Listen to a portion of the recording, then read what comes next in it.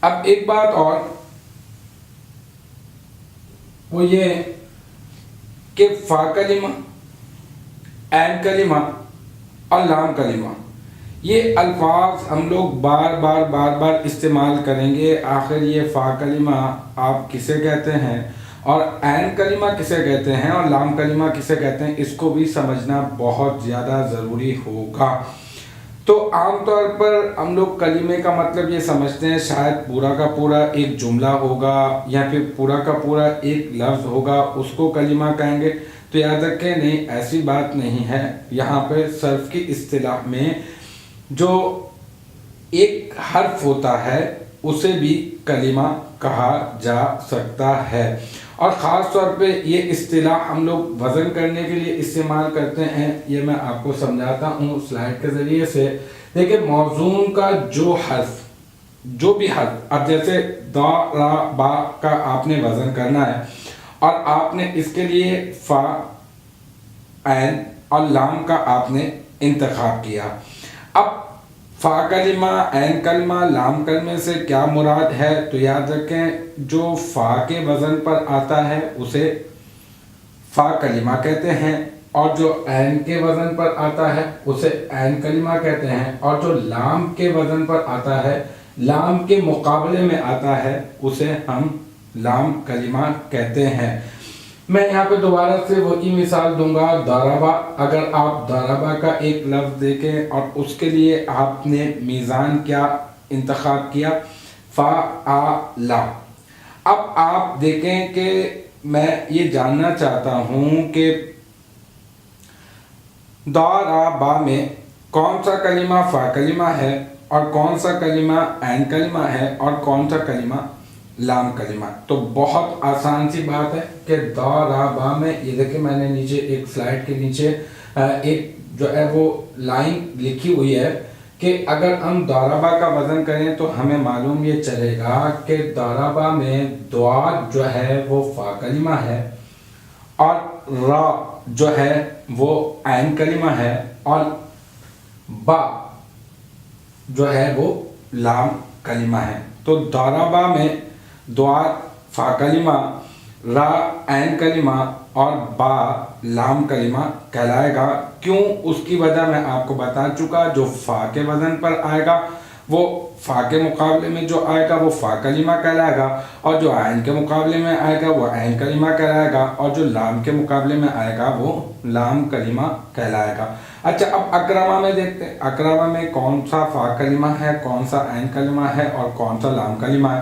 تو اب راما جب ہم نے وزن کیا تھا ابھی اس سے پہلے، آپ کو یاد ہوگا کہ ہم نے اس وقت وزن کرتے ہوئے میں نے آپ کو بتایا تھا کہ حمزہ جو ہے وہ زائدہ ہے، اور جو ہے اس کلمے میں اکرمہ میں جو فا کے وزن پر آ رہا ہے وہ کیا ہے؟ کاف. اور جو عین کے مقابلے میں آ رہا ہے وہ کیا ہے؟ را.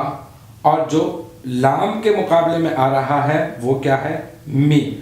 تو ہم کہیں گے کہ اکرمہ میں کاف جو ہے وہ فا کلمہ ہے اور را جو ہے وہ عین کلمہ ہے اور میم جو ہے وہ لام کلمہ ہے. وہی بات کیوں؟ اس کی وجہ یہی کہ جو فا کے مقابلے میں آتا ہے وہ فا کلمہ کہلاتا ہے، جو عین کے مقابلے میں آتا ہے وہ عین کلمہ کہلاتا ہے، اور جو لام کے مقابلے میں آتا ہے وہ لام کلمہ کہلاتا ہے. تو اب بار بار اس کو استعمال کریں گے تو میں نے مناسب سمجھا کہ میں آپ کو یہ چیز بھی سمجھا دوں، کیونکہ آگے اب جتنے بھی ہم لوگ وزن کریں گے، جتنے بھی حروف اور جتنے بھی کلمات ہمارے پاس ہوں گے، سیغے ہوں گے ہمارے پاس، تو ہم بس یہی کہیں گے فا کلمہ، عین کلمہ، لام کلمہ. اس کا فا کلمہ یہ ہے، اس کا عین کلمہ یہ ہے اور اس کا لام کلمہ یہ ہے. تو یہاں پہ ہم نے بنیادی طور پہ یہ چیز سمجھ لی کہ فا کلمہ کسے کہتے ہیں، عین کلمہ کسے کہتے ہیں اور لام کلمہ کسے کہتے ہیں. اب آگے چلتے ہیں. یہ جو بات ہے ثلاثی کا وزن، اس کی جو ہیڈنگ ہے وہ کیا ہے؟ ثلاثی کا وزن. یہ تقریباً میں آپ کو سمجھا چکا، بس اس سلائیڈ کے ذریعے سے ایک مرتبہ دوبارہ سے سمجھ لیں. دیکھیں ثلاثی، پہلے میں آپ کو یہ بتا دوں ہاں کہ ثلاثی کسے کہا جائے گا. ایک गिनती का एक अदद है 3 और अरबी में इसे कहते हैं सलासा। ठीक है, अब ये जो सलासतुन है, सलासतुन इसी से निकला है सुलासी।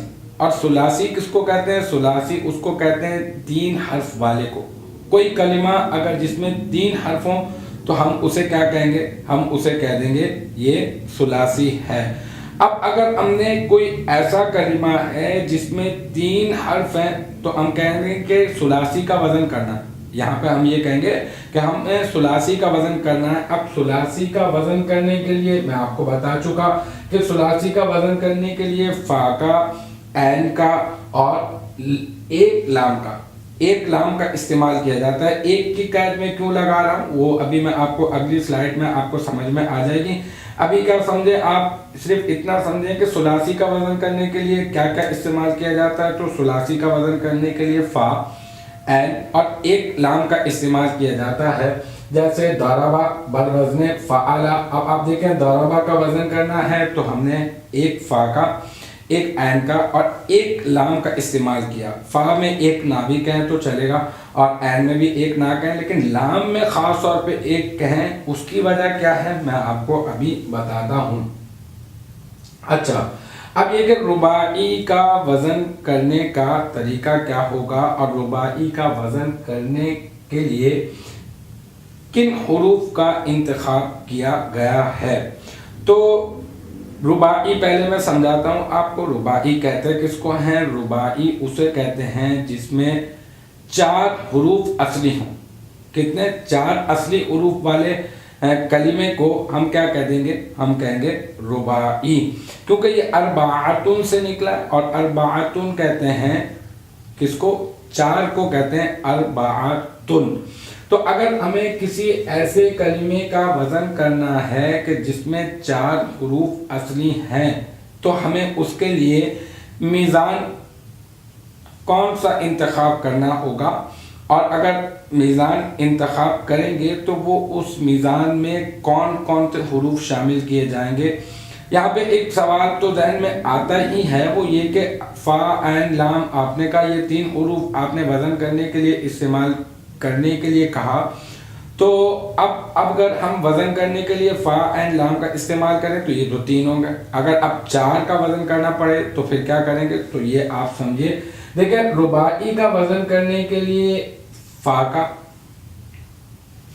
ऐन का और एक लाम नहीं। सुलासी और रुबाई में फ़र्क ये है और अब आपको वजह भी समझ में आ गई होगी कि मैंने एक की कैद सुलासी में क्यों लगाई थी। इस वजह से कि यहाँ पर रुबाई का वज़न करने के लिए एक लाम का नहीं बल्कि 2 लाम का इंतखाब किया जाता है और 2 लाम को इस्तेमाल किया जाता है। तो रुबाई के लिए फ़ा, ऐन और 2 लाम इस्तेमाल किए जाते हैं। जैसे एक कलिमा है दहरजा। मैं आपको बताऊं ये दहरजा जो है ना वो एक ऐसा कलिमा है जिसमें 4 हुरूफ हैं, एक दाल, एक हा और एक रा और एक जीम। अच्छा, और दूसरी बात ये कि ये चारों के चारों असली हैं। अब असली और नकली ये तो आपको प्रैक्टिस से मजीद मालूम चलता रहेगा। अभी फिर वक्त इस मिसाल को ध्यान में रखें कि दहरजा, ये दहरजा 4 हुरूफ पर मुश्तमिल है और ये रुबाई कहलाएगा क्योंकि इसमें 4 हुरूफ हैं। और रुबाई का वज़न करने के लिए हमने क्या? एक फ़ा, एक ऐन और 2 लाम का इस्तेमाल किया। तो हम दहरजा का वज़न करने के लिए क्या कहेंगे? फ़ा ला। इसे हम लोग इसके ज़रिए से हम लोग क्या करेंगे? रुबाई का वज़न करेंगे।